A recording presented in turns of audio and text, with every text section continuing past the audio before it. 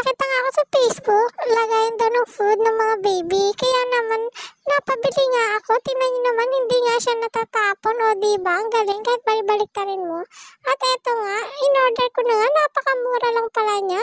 55 pesos lang pala siya sa Shopee. Kaya naman, agad ko na nga yung in-order, o diba?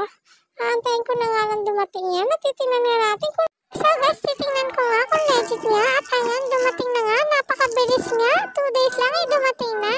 At so, eto na nga. I-open ko na. O diba, excited lang ang bata. Char! Natuwa nga ako nung makita ko. Kaya naman in-order ko agad. O diba? Para naman pag kaya ng kumain ng aking anak, ay eto na kanyang gagamitin. Para naman hindi laging karat at tapon. O diba? Pwede din daw nga siya lagyan ng tubig. At may inom na may mga gatas. At tingnan niyo naman, kahit itaob-taob mo, hindi nga siya natatapon. O diba? Itatry nga natin to mamaya at lalagyan natin ng pagkain. Kung legit nga ba? O tingnan niyo naman, mukha namang hindi nga siya natatapon. At eto na nga, nilagyan ko nga ng pagkain. Tinob-taob ko nga yan at hindi nga siya natatapon. Nasa baba nga pala ang link na binilhat ko.